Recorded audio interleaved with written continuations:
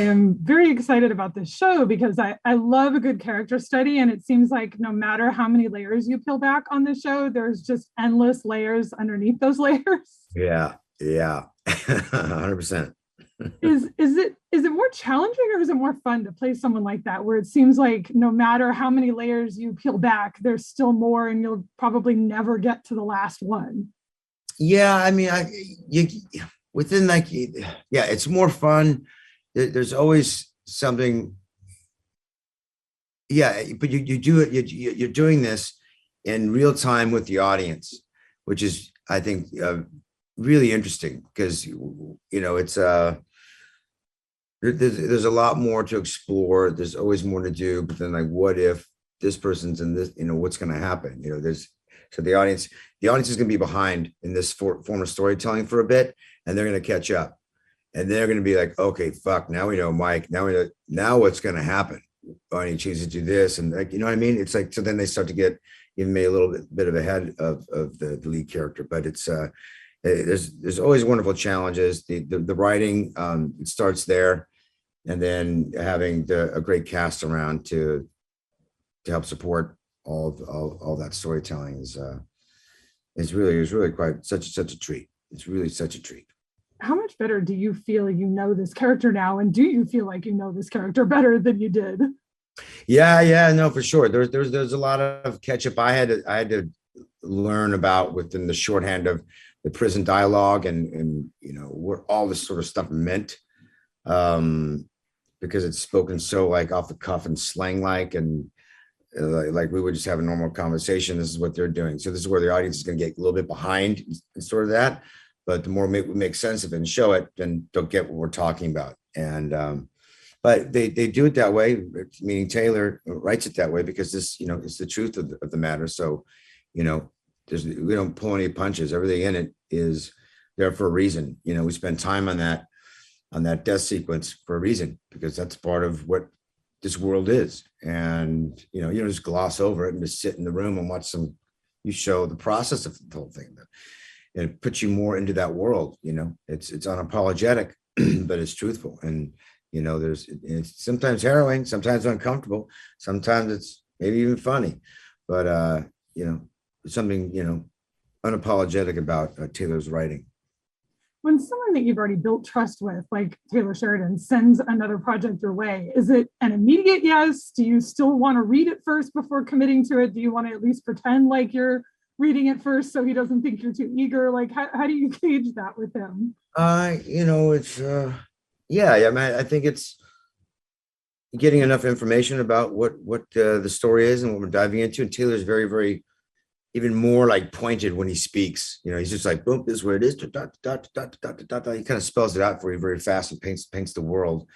And I already know his writing so well. I know him as a friend, and then also working together. So yeah, because I said yes without reading one word, trusting that I knew an idea or a fraction of what it was going to be like. And he's exceeded any of my expectations about what it might have been and will be.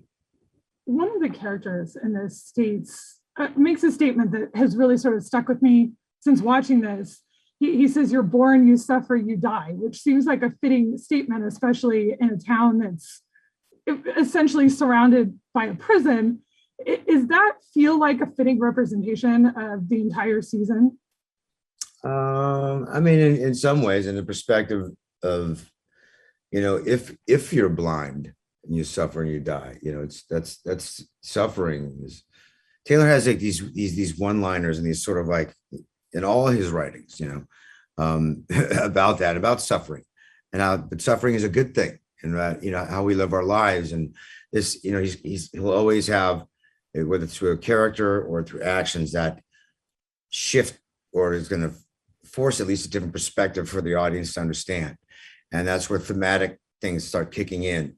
And, if we're all treading water in shades of gray, that is something that could be thematic in this, but there's things that it attacks certain social issues and racism and different things and inequalities that happen in the prison system.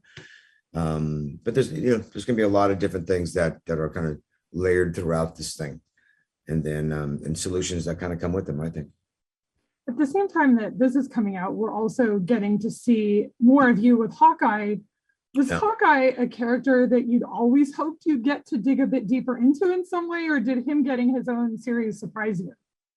We talked about that. I talked about it with Kevin at Marvel, and I was really excited. Saying, what do you think about doing like a limited series on Hawkeye? I just think that's exactly where it needs to live, and a character that we've now spent a lot of time with, but we don't know a lot about. So let's spend a little bit longer in the longer form storytelling of it all to have a greater understanding of Clint Barton and why he is what he is and who he is what he is and where he comes from and that type of thing. And so I was very excited to explore Clint Barton in like a 6-episode thing. It's also the character that you've played most on screen. How does that experience feel, especially when you take someone who's part of an ensemble and then he becomes the title character? What is that journey like as an actor? You learn about the world. You got to learn about the a little bit, not so much for me about the backstory of things, but there's also a real confidence in knowing, like, hold on, this is absolute full of shit. There's no way. Why would he ever do this to this? There's I knew the character pretty dang well, and so there's a nice, it's nice to know information, right? And it's nice to know how to challenge the information or the story in ways. There's a comfortability already kind of going in, so that was nice. Is this series, Mayor of Kingstown, is it a story that you see continuing? Have you had conversations about how you could continue to explore this character and this family in this town? Taylor has all that kind of stuff in his head. He's the one that's in charge of that journey. I'm sure he's probably got 7 seasons in his brain. How far it goes, I don't know, but we've spoken about some of the long-term sort of stuff with different characters and stories, but we got to do these first 10 first, right? That's what I focused on.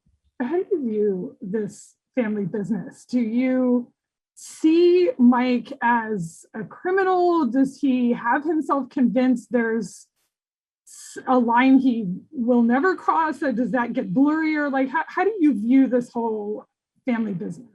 Yeah, I think it starts off as an outreach center as an advocate for inmates. And that's the ultimate, initial job. But with that comes to give inmates voices and that type of thing. You have to understand other people's jobs, with the prison system itself and incarceration. But I think that it's all, again, like I said, swimming in a different shade of gray. There's nothing black and white about any of this.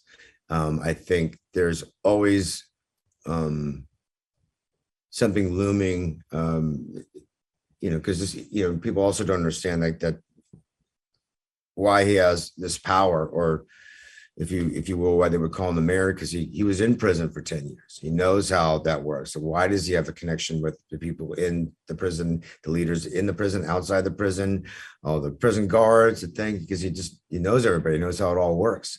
And he's just a guy trying to keep the peace. And but lines can get blurred at any given moment, and I think that makes this exhilarating to watch. Well, I appreciate you talking to me about it. I'm excited to go on the journey. I feel like it'll be very unexpected. So thank you. I'm excited to watch myself. Yeah. Thanks so much.